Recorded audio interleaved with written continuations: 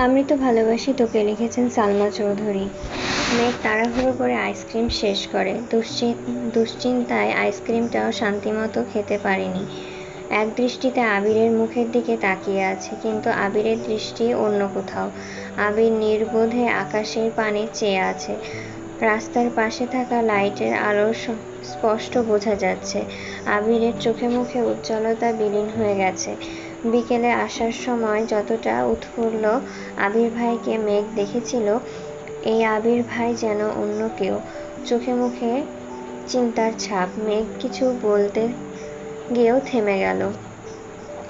আবির শোণিত কণ্ঠে বলে উঠল, এই পৃথিবীতে প্রতিটা মানুষের জীবনের সবচেয়ে গুরুত্বপূর্ণ ব্যক্তি হলো মা।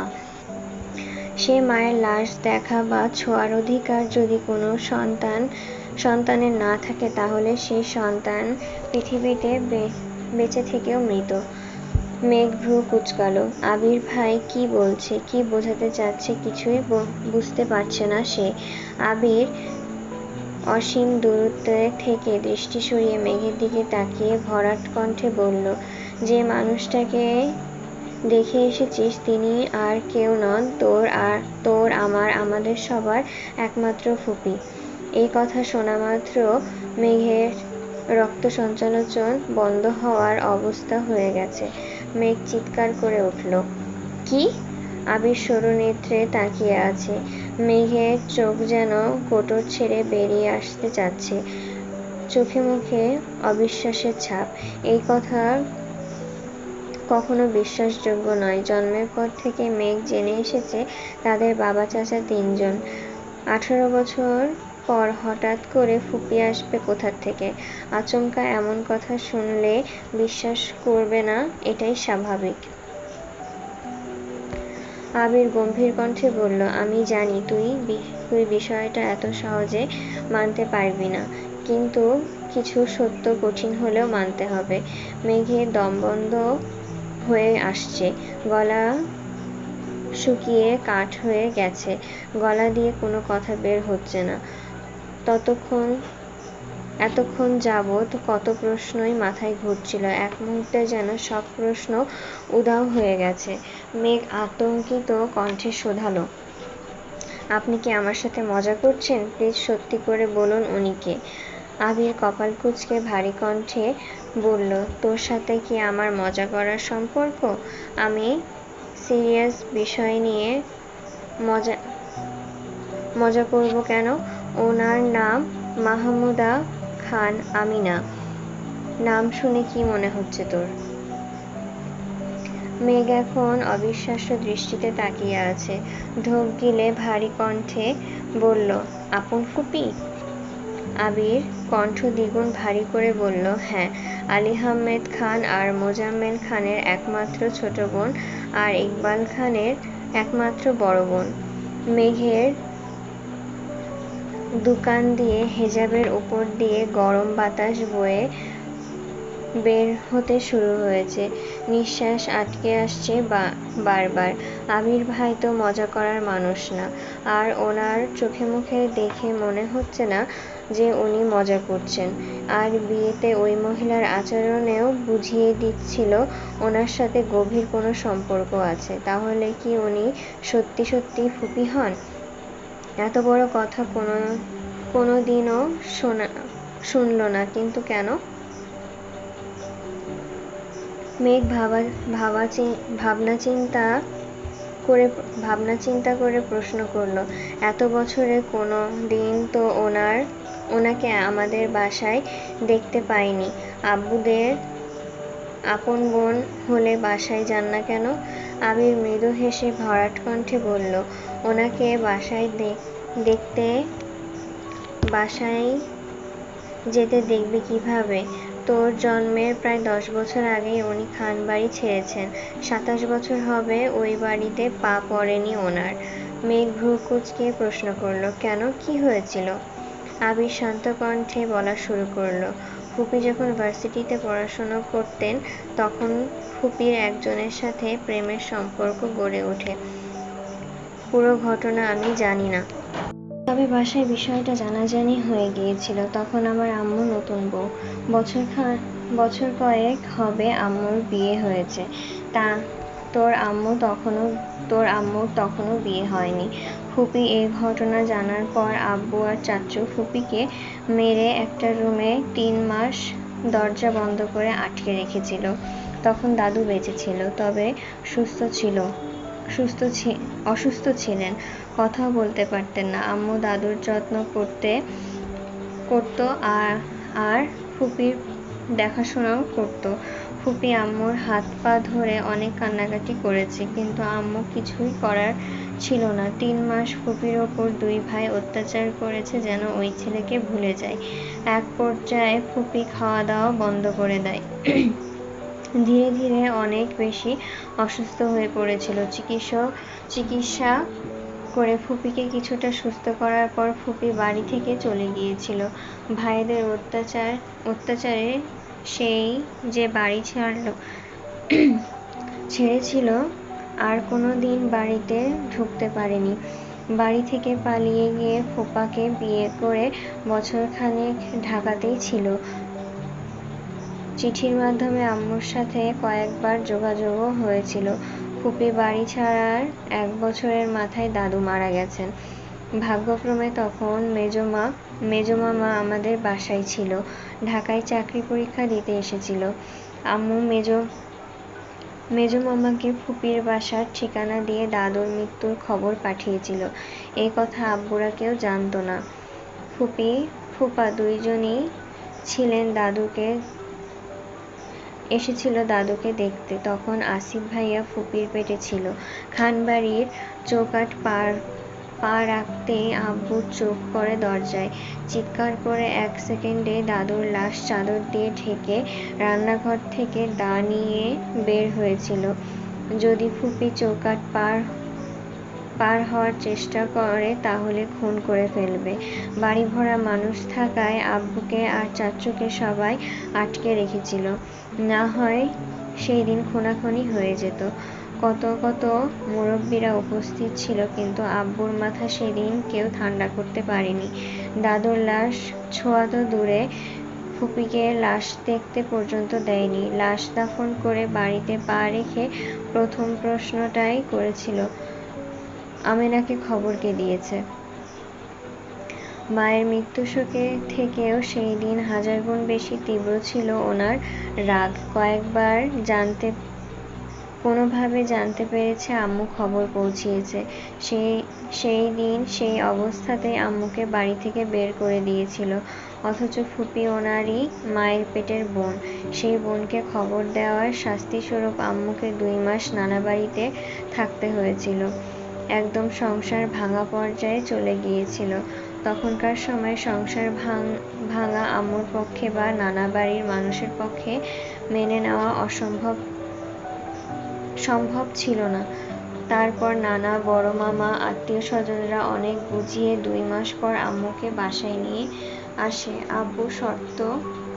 2 মাস পর আম্মুকে বাসায় নিয়ে আসে। আব্বুর শর্ত একটাই ছিল, আর কোনোদিন ফুপির সাথে যোগাযোগ করতে পারবে না। নিজের সংসার বাঁচাতে বাধ্য হয়ে সেই শর্ত মেনে নিয়েছিল আম্মু। মেজমামা ফুপির বাসায় গিয়ে সব ঘটনা বলেছিল। সেই দিন থেকে আজ পর্যন্ত ফুপির সাথে বাসার কারো যোগাযোগ নেই। মেঘ এতক্ষণ যাবৎ বিস্ময়কর দৃষ্টিতে আবিরের চোখের পানে তাকিয়েছিল। নিজের বাড়ির এত বড় রহস্য লুকিয়ে আছে, অথচ সে কিছুই জানে না। আবির গলা খাকারি দিয়ে গম্ভীর কণ্ঠে বলল, তুই আমায় পাষাণ হিটলার বলিস, অথচ আমার থেকে বড় মাপের হিটলার এত বছর যাবৎ খানবাড়িতে রাজত্ব করে আসছে। যাদের কথার উপর কারোর কথা চলে না, যাদের ইচ্ছের বিরুদ্ধে কেউ কিছু করতে পারে না। ফুপি নিজের পছন্দের মানুষকে বিয়ে করার অপরাধে মায়ের লাশ দেখার অধিকারটা পর্যন্ত হারিয়েছেন। 28 বছর যাবৎ বাবার বাড়ি পা রাখতে পারেন না। কতটা নিষ্ঠুর হলে মানুষ এমন কাজ করতে পারে? মেঘ দীর্ঘশ্বাস ছেড়ে প্রশ্ন করল, আপনি ফুপিকে কিভাবে চিনলেন?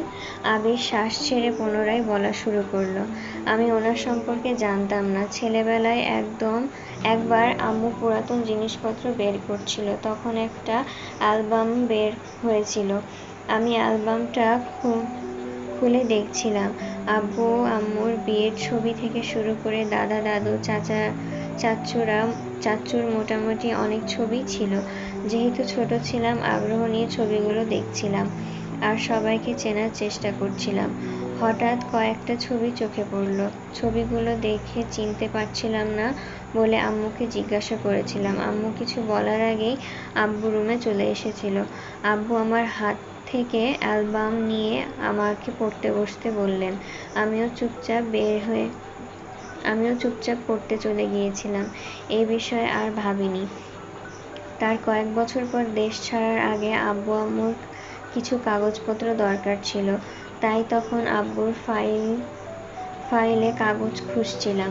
তখন একটা ফাইল চোখে পড়ে। ওই ফাইলে সার্টিফিকেট, ছবি আরও কিছু কাগজপত্র ছিল। মাহমুদা খান আমেনা নামটা আমি প্রথমবার সেখানে দেখেছিলাম। বাবা মায়ের নামের জায়গায় দাদা দাদুর নাম লেখা ছিল। ছবিগুলো দেখে ছোটবেলার অ্যালবামে দেখা ছবিগুলোর কথা মনে হয়েছিল। আমি সেখান থেকেই একটা ছবি নিয়ে গিয়েছিলাম। আম্মুকে একবার জিজ্ঞাসাও করেছিলাম, কিন্তু আম্মু বলেছেন আম্মু কিছু জানেন না আর এই বিষয়ে যেন আর কোনোদিন কাউকে কিছু জিজ্ঞাসা না করেন। তখন কিছুদিন আমার মাথায় বিষয়টা ঘুরেছিল। তারপর ভাবছি হয়তো মারা গেছেন, তাই আম্মু জানে না বা জিজ্ঞাসা করতে না করেছেন। বিষয়টা সেইখানেই ভুলে গিয়েছিলাম। কিন্তু ছবিটা যে আমার কাগজপত্রের সাথে চলে গিয়েছিল এটা আমি জানতাম না। ওইখানে গিয়ে ছবিটা দেখে ফেলতেও ইচ্ছা করছিল না, তাই আব্বু আম্মুর ছবির সাথে রেখে দিয়েছিলাম। তবে কোনোদিন এই বিষয় নিয়ে ভাবি নাই। কথাগুলো শেষ করে আবির একটু থামল। আবির জিজ্ঞাসু চোখে চেয়ে আস্তে করে বলল, তারপর? গত বছরের শেষের দিকে জান্নাত আর আসিফ ভাইকে নিয়ে একটু ঝামেলা হয়েছিল। তখন রাকিব আমাকে আসিফ ভাইয়ের ফেসবুক আইডি পাঠিয়েছিল। ওইখানে কভার ফটোর একটা ছবি ছিল। কেন জানি না আমার ছবিটাতে থাকা মহিলাটাকে খুব পরিচিত মনে হয়েছিল। আমি রাকিবকে বললাম আসিফ ভাইয়ের বায়োডাটা সংগ্রহ করতে। ওইখানে আমি দ্বিতীয়বারের মতন নাম দেখি মাহমুদা খান আমেনা। সেই দিন প্রথমবারের মতন আমি বড়সড় ধাক্কা খেয়েছিলাম। আমি সব কিছু খুঁজে সেই পুরাতন ছবি বের করে বারবার ফেসবুকের ছবির সাথে মিলিয়েছিলাম। অস্থিরতায় সেই দিন প্রায় মরতে বসেছিলাম। নিজের চোখকে বিশ্বাস করতে পারছিলাম না। শ্বাস নিতে কষ্ট হচ্ছিল যে আমার একজন ফুপি আছে, তাও আবার জীবিত। সেই দিন পরিস্থিতি সামলানোর বিন্দুমাত্র শক্তি ছিল না আমার। সেই রাতে তানভীর আর রাকিবকে আসিফ ভাইয়ের বাসায় পাঠিয়েছিলাম। আমি ফুপির সাথে সেই দিন প্রথমবারের মতন ফোনে কথা বলেছিলাম।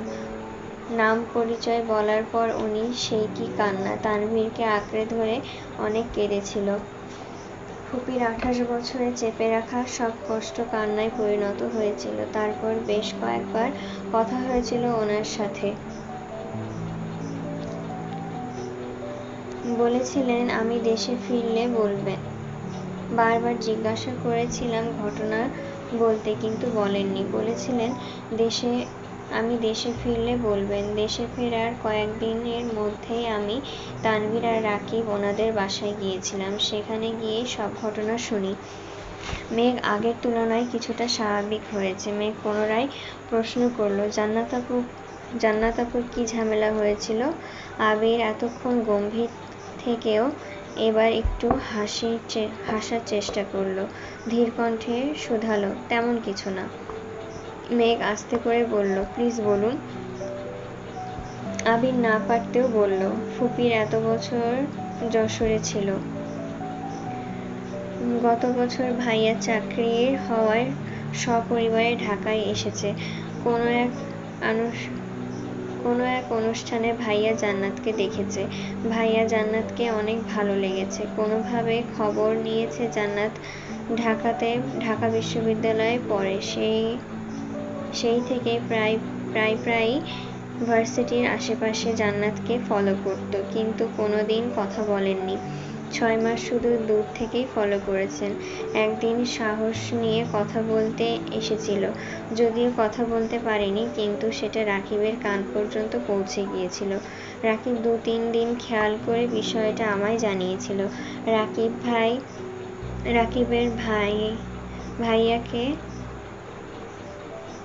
রাকিবের ভাইয়াকে পেটানোর চিন্তা ভাবনা ছিল। আমাকে জানানোর পর আমি বলেছিলাম ছেলেটার একটু খোঁজ নিতে, যদি সমস্যা মনে হয় তাহলে পেটাতে। রাকিব খোঁজ নিয়ে জানতে পেরেছে ভালো জব করে, আসিফ অফিসে সবার সাথে নম্র-ভদ্র আচরণ করে। সেখান থেকে ফেসবুক আইডি সংগ্রহ করে আমায় দিয়েছিল। যাকে পেটানোর প্ল্যান ছিল সে আমার ভাই হয়ে গেল। যখন জানতে পেরেছি ভাইয়া জান্নাতকে পছন্দ করে, তখন রাকিব আর বাধা দেয়নি। তবে রাকিবের একটাই কথা ছিল, আমি দেশে না ফিরলে আর ফুপির পুরো ঘটনা না জানলে সে জান্নাতের বিয়ের সিদ্ধান্ত নিবে না। ধীরে ধীরে জান্নাত আর ভাইয়ার মধ্যে মোটামুটি ভালো সম্পর্ক হয়েছে। আমি দেশে ফিরলাম। ভেবেছিলাম দেশে ফিরেই ওদের বিয়ে দেব, কিন্তু দেশে আসার পর তোর কোচিং টিউশন থেকে খবর নিয়ে দেখলাম তোর পড়াশোনার নাজেহাল অবস্থা। এভাবে পড়লে চান্স পাবি না। তোর পড়াশোনা গুছিয়ে দেওয়ার জন্য একজন মানুষ দরকার ছিল। তখন জান্নাতের কথা মাথায় আসে আর জান্নাতকে আনি। জান্নাতের বিষয়ে সিদ্ধান্ত নেওয়ার অধিকার যেহেতু রাকিবের, তাই রাকিব আমার বেস্ট ফ্রেন্ড, তাই বিয়ের আলোচনা হওয়ার আগেই বন্ধ করে দিয়েছিলাম। কিন্তু অফিসিয়াল কাজে ভাইয়াকে 6 মাসের জন্য দেশের বাইরে যেতে হবে। ভাইয়া চেয়েছিল বিয়ে করে বউ নিয়ে কয়েক মাস ঘুরে তারপর যাবে। কিন্তু তোর অ্যাডমিশন টেস্টের থেকে আমার কাছে তাদের বিয়ে গুরুত্ব ছিল না। আমি রাজি হয় না বলে ভাইয়া ঘোরাঘুরির প্ল্যান বাদ দিয়ে শুধু বিয়েটা করবে। বিয়ের পর তোকে যত ইচ্ছা পড়াবে। কিন্তু আমার কথা হলো, একবার বিয়ে হলো মানে জান্নাতের মাথায় সংসারের চিন্তা ঢুকলো, তখন তোর প্রতি দায়িত্ব কমে যাবে। এটা তো আমি কখনোই হতে দিব না। ভাইয়া যখন বুঝতে পেরেছে আমাকে মানাতে পারবে না, তখন জান্নাতকে বোঝানো শুরু করেছে। কিন্তু জান্নাত তো আমায় বা রাকিবকে সবই বলে দেয়। জান্নাতের মাথায় যাতে না খেতে পারে সেজন্য 2-1 মাস যাবৎ জান্নাতের সঙ্গে ভাইয়ার যোগাযোগ বন্ধ রেখেছি। রাকিব নতুন সিম কিনে দিয়েছে জান্নাতকে। সেই দিন রাতে তুই আমায় কল দিয়েছিলি, সেই দিন আমি রাকিব আর তানভীর ফুপিদের বাসায় ছিলাম। বিয়ের কথাবার্তা বলতে গিয়েছিলাম। তুই চান্স পেলেই বিয়ে হবে এইরকম একটা শর্ত ছিল। কিন্তু রাতে ফেরার পর তোর খাতায় ভর্তি হাবিজাবি লেখা দেখে আমার মাথায় রক্ত উঠে গিয়েছিল। যার জন্য আমি এত মানুষের বিরুদ্ধে লড়ছি, সে কিনা পড়াশোনাটাকে গুরুত্বই দিচ্ছে না। সেই রাগে সেই দিন খাতা পুড়িয়েছিলাম, যাতে তুই পড়াশোনার মনোযোগ দিস।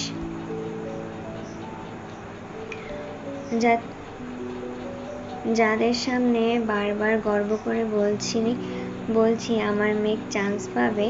চান্স না পেলে আমি তাদের মুখোমুখি হতে পারতাম না।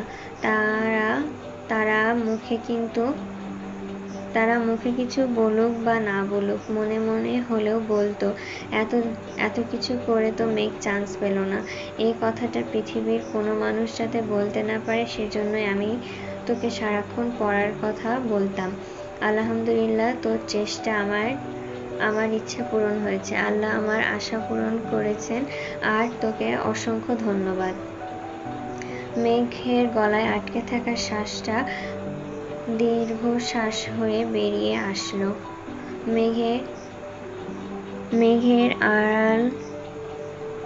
মেঘের আড়ালে মেঘকে নিয়ে কত কত ঘটনা ঘটছে।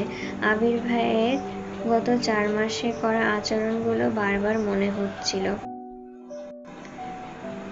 আবির ভারী কণ্ঠে আবার বলে উঠল, সবাই জানে খানবাড়ির বড় ছেলে আমি। চাচাতো ভাই বোনদের মধ্যে আমি বড় হলেও সত্যিকার অর্থে আসিফ ভাইয়া আমাদের মধ্যে সবার বড়, আর আমি দ্বিতীয়।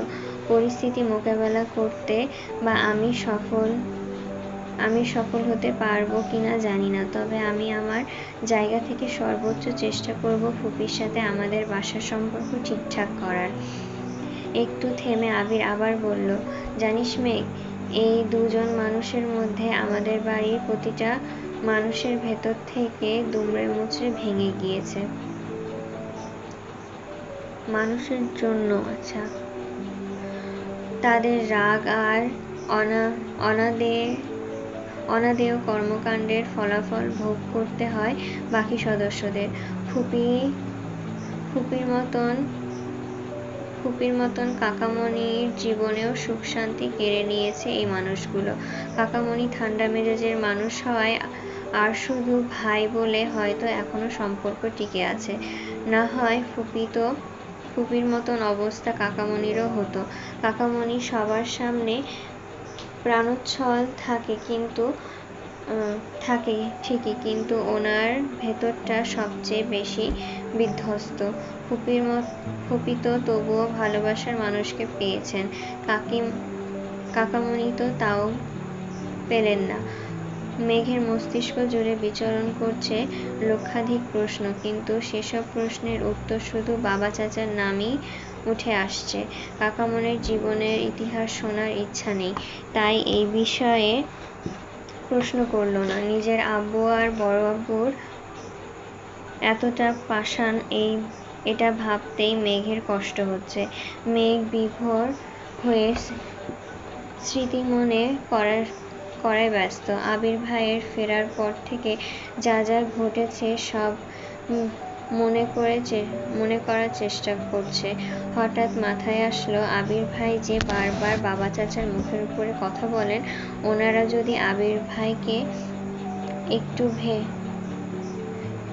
এটুকু ভেবেই মেঘ থেমে গেল। চিন্তিত স্বরে বলল, আপনি আব্বু বা বড় আব্বুর মুখের উপরে আর কথা বলবেন না প্লিজ।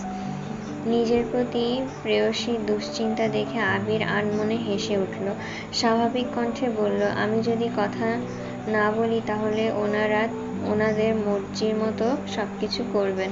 ওনাদের সকল ইচ্ছে পূরণ করা আমার পক্ষে সম্ভব না। আমি কারোর প্রিয় হয়ে থাকতে চাই না। আমি তাই করব যা আমার ইচ্ছে করবে। মেঘের শীতল চাহনি দেখে আবির ভারী কণ্ঠে বলে উঠল, তোকে আগেও বলেছি, এখনো আবার বলছি, কখনো কারো মন রাখার চেষ্টা করবি না। ঠিক সেই কাজটাই করবি যেটা তোর মন করতে চাইবে। নিজের বিষয় ছোট হোক বা বড়, আগে নিজের মনকে প্রায়োরিটি দিবি। আর ফুপির বিষয়টা ভুলেও কাউকে বলবি না। বাড়িতে কেউই বিষয়ে কোনো প্রশ্ন করবি না। তোকে জানানো দরকার ছিল তাই জানিয়েছি। আজকের পর থেকে বুঝে শুনে পাগলামি করবি, কারণ আমি চাই না তোর পাগলামিকে সিরিয়াস নিয়ে কেউ তোর মনে আঘাত করুক। কথা শেষ করে মেঘকে নিয়ে বাড়ি ফিরল আবির। মেঘের মনে আজ কোনো অনুভূতি নেই। এই যে এতদিন জান্নাত আপুকে নিয়ে এত দুশ্চিন্তা করলো, সেই জান্নাত আপুর সম্পর্কে তার ভাবি হয়ে গেছে।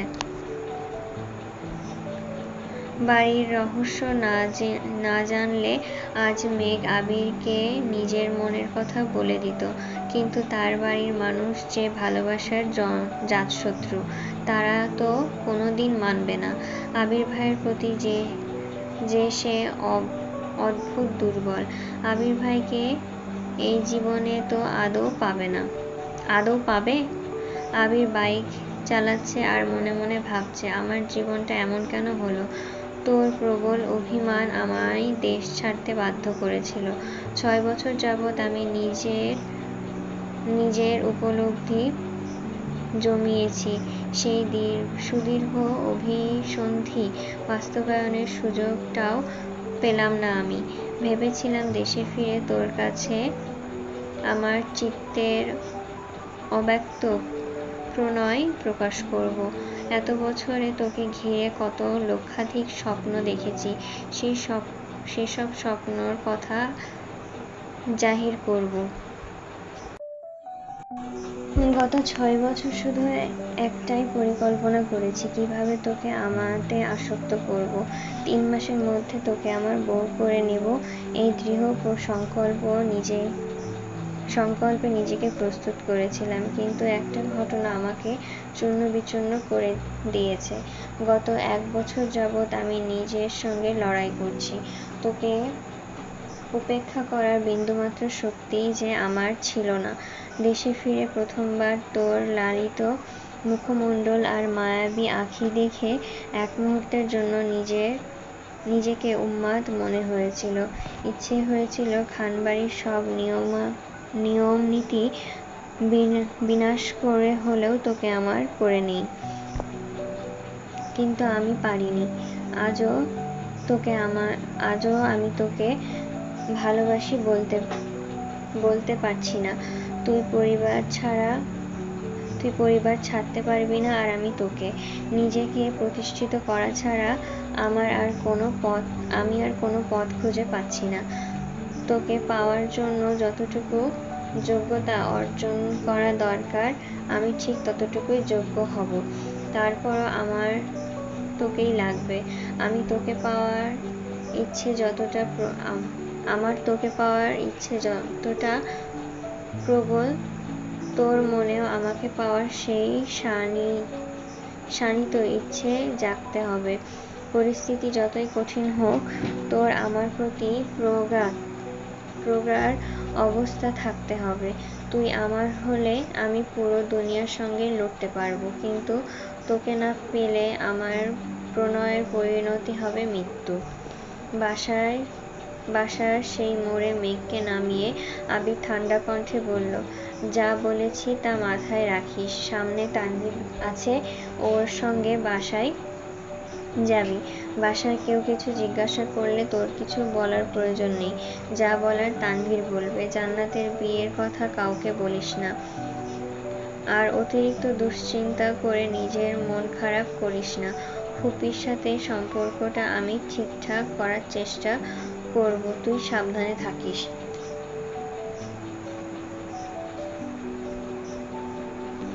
তানভীর বাসার কাছেই মেঘের জন্য অপেক্ষা করছিল।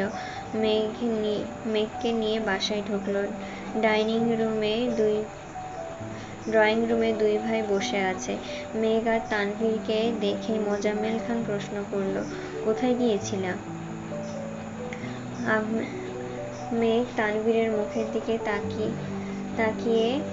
তাকাতেই তানভীর বলল, তুই রুমে যা।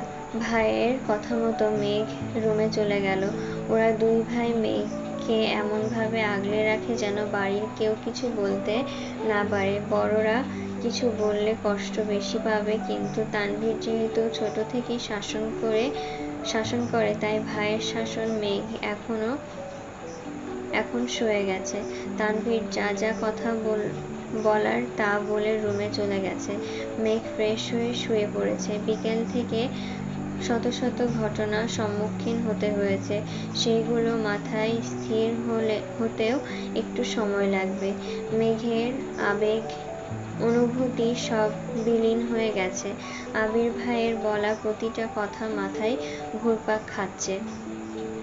একটা কথা বারবার মনে হচ্ছে, এই বাড়ির মানুষ ভেতর থেকে দুমড়ে মুচড়ে ভেঙে গেছে। ফুপির বিষয়টা জানার পর মেঘের হৃদয়টা ভেঙে চূর্ণবিচূর্ণ হয়ে গেছে। 4 মাসের প্রেমানুভূতি প্রকাশ করার আগেই সবটা শেষ হয়ে গেল। আবির ভাইয়ের প্রতি যে আকাশসম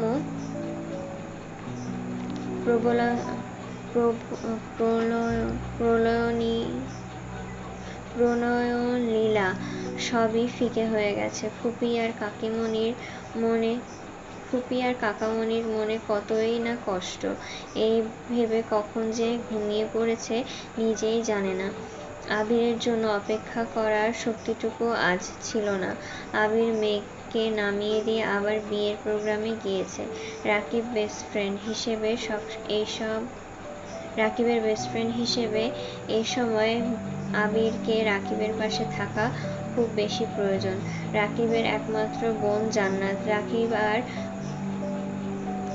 আর একটা ছোট ভাইও রাকিবের আরও একটা ছোট ভাইও আছে, তবে বোনের প্রতি ভাইদের ভালোবাসা একটু বেশি তীব্র হয়।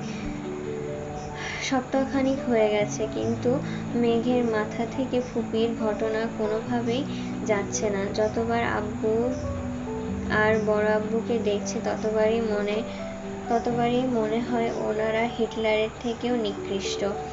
এতদিন আবির ভাইকে হিটলার বলায় নিজের অনুতপ্ত হচ্ছে। এখন আর মেঘ আগের মতন আবিরকে জ্বালায় না। আবিরের রুমেও যায় না, অনুভূতি প্রকাশের চেষ্টাও করে না। আব্বু বা বড় আব্বুকে দেখলে যতটা রাগ হয়, আবির ভাইকে দেখলে ততটাই কষ্ট হয়। আজ তানভীর প্রোগ্রামে ব্যস্ত। হঠাৎ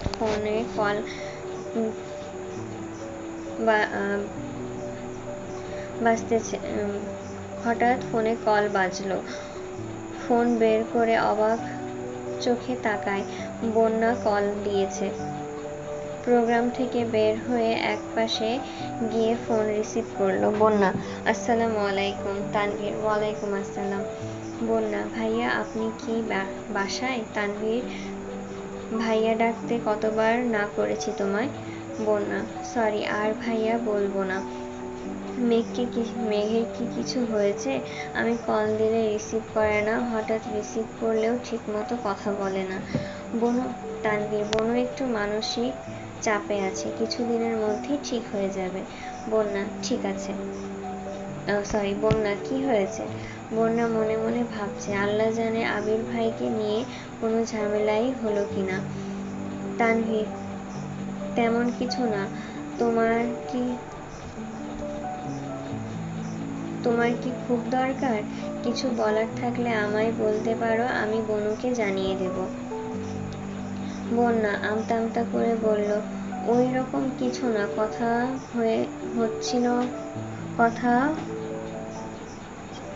কথা হচ্ছে না, তাই চিন্তা হচ্ছিল, এই জন্যই আপনাকে কল দিলাম। তানভীর ঠান্ডা কণ্ঠে শুধালো, আর কোনো কারণ নেই? বন্যা আস্তে করে বলল, না মানে আছে। তানভীর ধীর কণ্ঠে বলল, বলো। বন্যা ঢোক গিলে ভয়ে ভয়ে প্রশ্ন করল, আজকে কি আপনার একটু সময় হবে? তানভীর ভ্রু কুঁচকে প্রশ্ন করল, কেন? বন্যা একটু থেমে বলল, আপনার সাথে কি দেখা করা যাবে? আপনি মেঘকে নিয়ে আসলে ভালো হতো, যদি আপনার সময় হয় আর কি। তানভীর জানালো, বনুর মনের অবস্থা খুব একটা ভালো না। তারপর আমি জিজ্ঞাসা করবনে, বনু না আসলে কি আমি আসতে পারবো, নাকি দেখা করতে হলে বনুকেই নিয়ে আসতে হবে? বন্যা কিছু বলছে না দেখে তানভীর আবার বলল, আমি বিকেলে কল দিব তোমায়, রাখছি এখন। তানভীর ফোন রেখে আবিরকে কল দিল।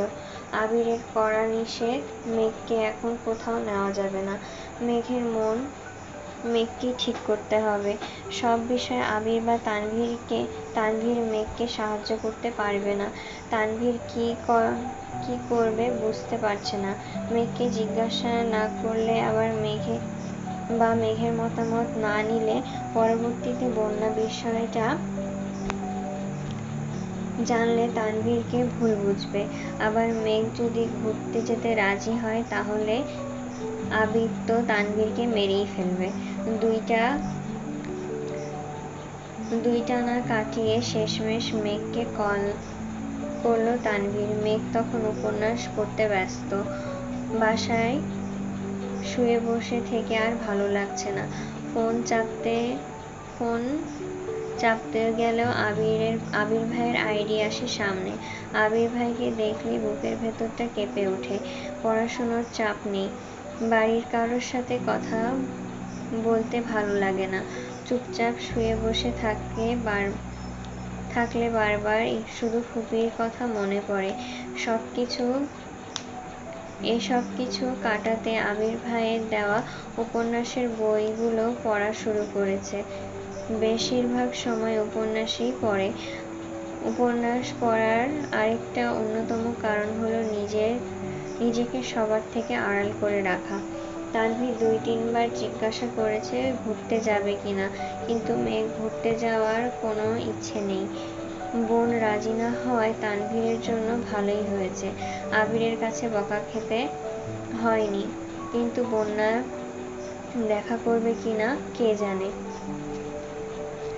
বিকেলের দিকে প্রোগ্রাম শেষ করে তানভীর বন্যাদের বাসার গলি পর্যন্ত গিয়ে বন্যাকে কল দিল। বন্যা কিছুক্ষণের মধ্যে রেডি হয়ে একটা শপিং ব্যাগ হাতে নিয়ে আসলো। তানভীরের সাথে একা ঘুরতে যাওয়ার ইচ্ছে ছিল না বলে মেঘকে আনতে বলেছিল, কিন্তু মেঘ এলো না, অথচ তানভীর এসে দাঁড়িয়ে আছে। তাই বাধ্য হয়ে বন্যা বেরিয়েছে। ঘণ্টাখানেক তানভীরের সাথে বাইকে ঘুরেছে, কিন্তু একবারের জন্য তানভীরকে স্পর্শ করেনি। সন্ধ্যার দিকে রেস্টুরেন্টে বসে আছে বন্যা আর তানভীর। বন্যা আশেপাশে একবার তাকিয়ে পরিস্থিতি বোঝার চেষ্টা করলো। তারপর হাতের শপিং ব্যাগটা তানভীরের দিকে এগিয়ে দিয়ে বলল, এগুলো আপনার জন্য। তানভীর বিস্ময় সমেত তাকিয়ে বলল, আমার জন্য? বন্যা উপর নিচ মাথা নাড়ালো। কিন্তু কেন? আপনি 2 বার আমায় ট্রিট দিয়েছেন, গিফটও দিয়েছেন। আমারও তো উচিত চান্স পাওয়ার খুশিতে আপনাকে কিছু দেওয়া। তানভীর শপিং ব্যাগটা নিজের কাছে এগিয়ে নিল। র্যাপিংয়ে মোড়ানো একটা বক্স খুলতেই চোখে পড়ল একটা কালো চেইনের ঘড়ি, অনেক সুন্দর ডিজাইনের, মোটামুটি দামি। তানভীর ঘুরিয়ে ফিরিয়ে ঘড়িটা দেখে বলল, ঘড়িটা অনেক সুন্দর, কিন্তু আমি তো ঘড়ি পরি না। বন্যা আস্তে করে বলল, ছেলেদের হাতে ঘড়ি থাকলে ভালো লাগে, তাই এনেছি। আপনি ঘড়ি পরেন কিনা তা তো আমি জানতাম না। ব্যাপার না, পছন্দ করে এনেছো তার জন্য ধন্যবাদ বলেই তানভীর ঘড়িটা হাতে দিল। শপিং ব্যাগে আরও একটা সুন্দর ওয়ালেটের ঘড়ির বক্স শপিং ব্যাগের ভেতরে রেখে খাওয়া দাওয়া করে বন্যাকে বাসায় কাছে পৌঁছে দিয়ে তানভীর বাসায় এসেছে। আবির ড্রয়িং রুমে বসে কফি খাচ্ছিল। তানভীরের হাতে ঘড়ি দেখে কপাল কুঁচকে ঠাট্টা স্বরে বলল, কারোর জন্য কেউ একজন তার ইচ্ছের বিরুদ্ধে কত কাজই না করছে। অবশ্য এসব দেখতে ভালোই লাগছে। তানভীর ঘড়ি পরা হাতটা নিজের পেছনে লুকিয়ে মন খারাপ করে বলল, মজা করছো? আবির সশব্দে হেসে উঠল।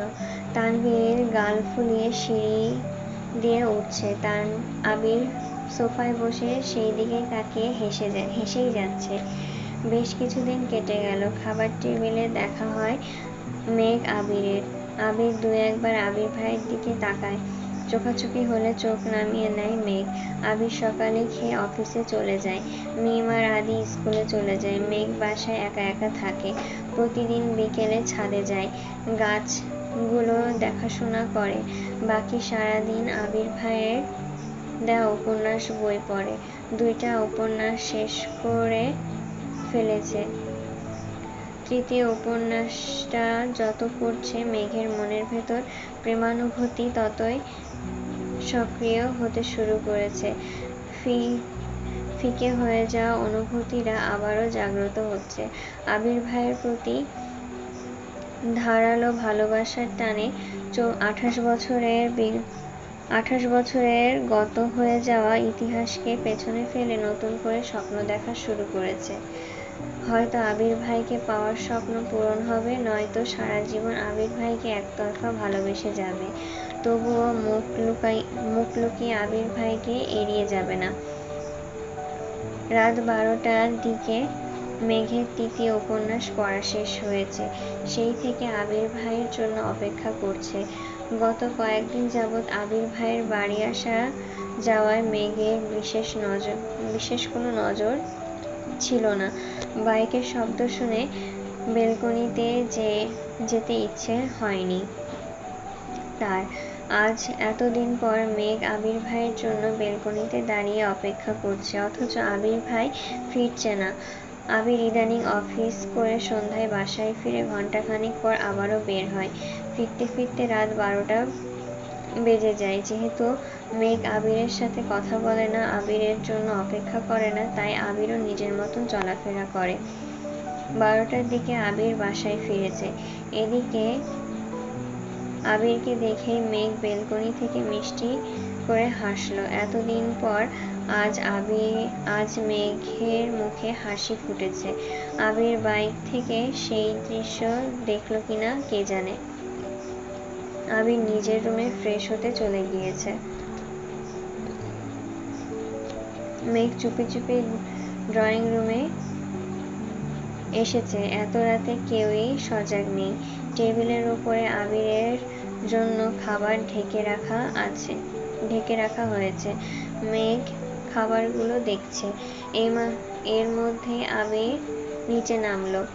মেঘের থেকে কয়েক পা পেছনে দাঁড়িয়ে ডাকলো, কি করছিস এখানে?